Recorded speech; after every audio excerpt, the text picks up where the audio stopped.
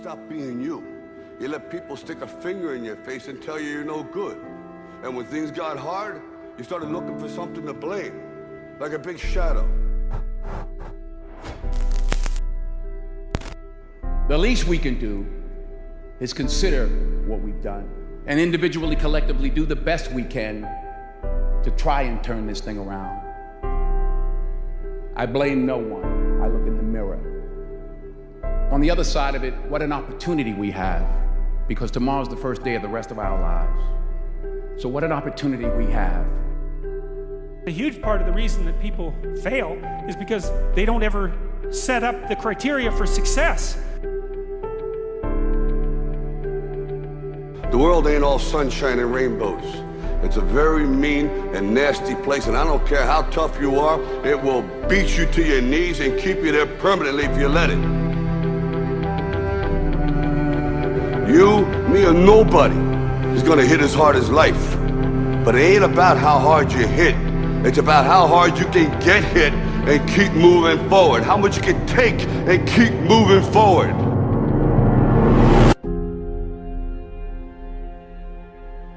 Every failed experiment is one step closer to success. You've got to take risks.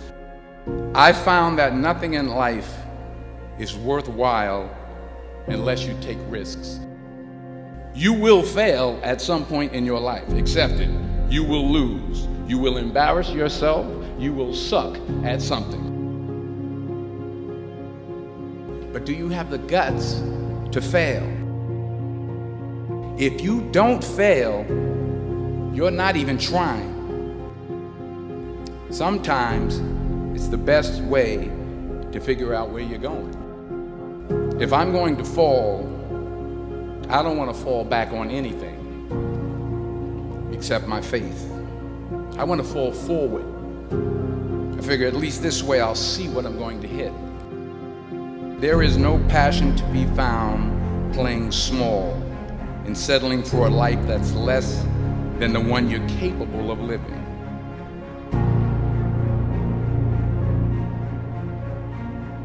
There's a certain delusional quality that all successful people have to have. You have to believe that something different than what has happened for the last 50 million years of history. You have to believe that something different can happen. The road to success is through commitment and through the strength to drive through that commitment when it gets hard. And it is going to get hard and you're going to want to quit sometimes, but it'll be colored by who you are and more who you want to be. Since success is a very narrow line and very unlikely, the probability that you're going to stumble on it randomly is zero. And so there's a proposition here, and the proposition is, if you actually want something, you can have it. Did you think, I need to pack this in? No, I don't ever give up. I mean, I'd have to be dead or completely incapacitated. Why do you care about somebody else's opinion? He told me you're in charge of your own destiny. He said you're in competition with yourself.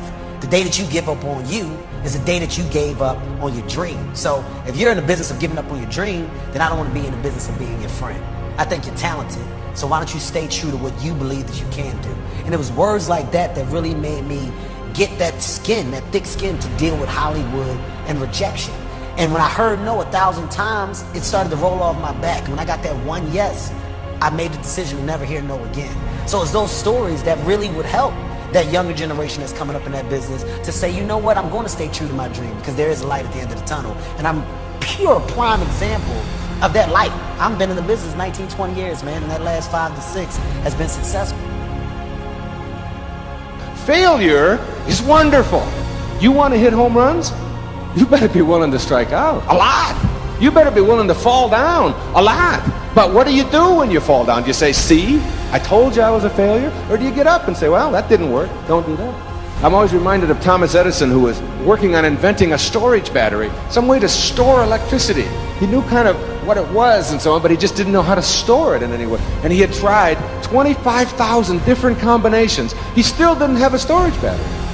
And one of the reporters asked him, he was like 77 years old, and they said to him, Mr. Edison, how does it feel, someone as famous as you, to have failed 25,000 times? It must be awful. He said, I don't even know what you're talking about, failure. He said, today, I know 25,000 ways not to make a battery.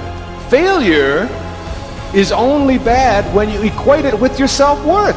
When you say, because I fail at something, that makes me a failure as a person. The healthiest place you can get to is the place where you're willing to try anything. Healthy people will try virtually anything. And they're not afraid. They don't live by their customs. They don't live by their traditions and the rules. For me, failure is something that you should be afraid of. It should be afraid of. But that's why you should go out there and challenge yourself to fail. Because if you're not failing at something, that means you've set your goals to pass, to succeed at everything you do, which means you're not setting your goals high enough. So for me, okay, I'm gonna go out and break the Guinness Book of World Record for pull-ups. Lofty goal, which is why I failed it twice before I finally got it. I knew going into everything I've ever done in my life, Navy SEAL training 3 times before I got it. Everything I've ever done in my life took me 3 times before I got it. I knew that there was a huge possibility of failure. But what I gained from failure is this. When you see a movie, and you watch a movie about a person who keeps failing, and at the end, they succeed. How do you feel after you watch that movie? Amazing, right? Yeah. I become the movie. I want to feel how I feel watching someone else in the movie. When I watched Rocky get his ass kicked, and I watched all these different things of failure, I was able to put myself there and say, God, man, how much do you feel now that you finally got there? That's what failure has done to me. I've watched so many things and watched someone succeed at the end of it. It's like, God, I want to feel like that. But failure causes that one feeling. Without that failure involved, you don't have that feeling. If you just pass and you succeed and you're great, that feeling, yeah, okay, I'm good. What takes you years, months, years to accomplish, because you just can't get over the hump, but you continue going back to the drawing board. You're looking for those few seconds after you finally figure out the equation, whatever the equation may be, to get you to finally pass, to succeed. I live for that feeling, but I can't get that feeling without going through, I failed this equation, I failed this one, I failed this one, I failed this one. Oh, I'm figuring it out. So you start to feel it before you even pass, before you even get to the success part. And then once you succeed, the feeling is unbelievable. And you take that feeling of success through failure and you put it in your cookie jar. And you say, I'll come back and get you again. I'm gonna need you again down the road in my life to call on you.